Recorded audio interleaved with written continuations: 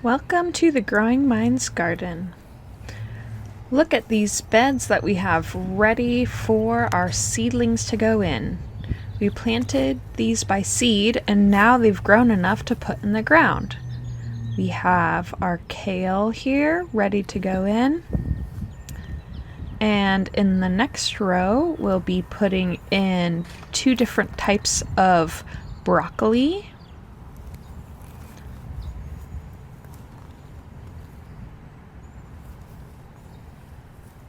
And next to that, we have our cauliflower ready to go in.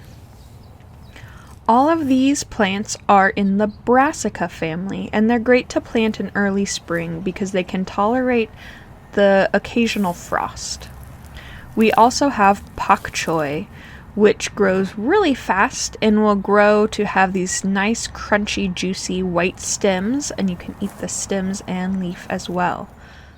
Planting kale seedlings. So our little kale seedlings were started on 2/25, so a couple days before the full moon back in February. It's been about 6 weeks, and here they are ready to go out into our bed. And today is 2 days before the new moon, so we're trying this moon cycle planting this year. So the spacing, according to John Jevons' grow biointensive method, says 15 inches. In triangle shapes. So to maximize the amount of space between our plants, we plant them in triangles, or in this case, it's a row on either outside, and then a row in the middle that kind of falls in the windows, the spaces between the ones on the outside. So we're going to start about 6 inches in from the outside of our bed, so the plant isn't crowded right up to the end. And we'll take one little seedling.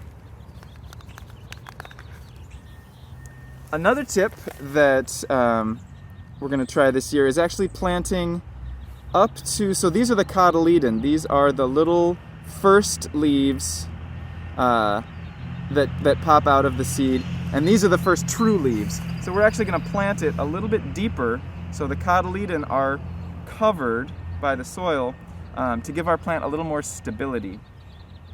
Because these are not root bound, we're also not going to disturb their roots as we have done at times when the roots are really wound around in there. Our timing is better this year.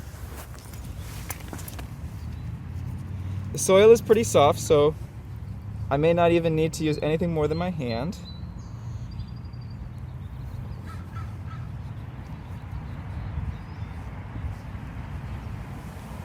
And there we go. Rather than measuring 15 inches, we're going to just use the outsides of the ruler, which is fairly close. We always look for the largest seedlings and plant those first. That indicates a strong, healthy plant. And notice I pull them out and hold them by the little cotyledon, those little first leaves. I don't want to hold on to the stem because if I break the stem, the whole plant dies. If I pull off the leaf accidentally, then it just grows a new leaf.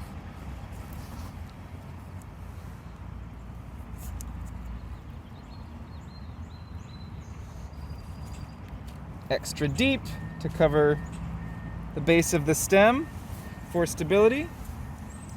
And then the next one goes here, so the most sun can get to these plants and their roots will have the most space.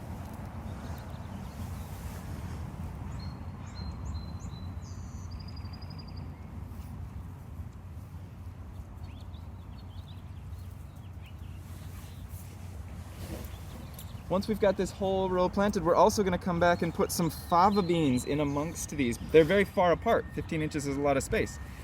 So while these are small and growing, our little fava beans, which will be also feeding the soil with the nitrogen that they're pulling out of the air, and giving us some food to eat, some fava bean grains, while they're growing. So we've got our kale in this row, and now we're going to put fava beans in between each of these kale plants. So we have 2 varieties here. This purple one is called Frog Island Nation. And this kind of pinkish one is called Parmesan. So we're gonna try these varieties of fava beans. We love fava beans because their roots fix nitrogen in the soil, and leafy greens like kale really like a lot of nitrogen.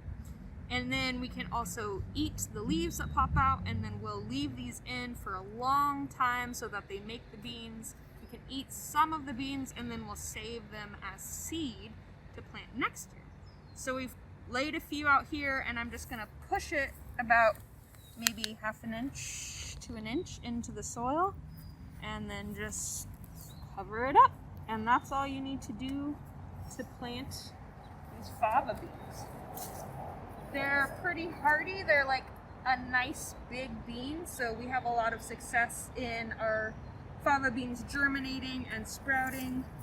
I sprouted some in a bag in the window, and then I could just go plant them outside at home. So fava beans are a great, reliable plant. We have a lot to share with you about planting, so stay tuned for part 2.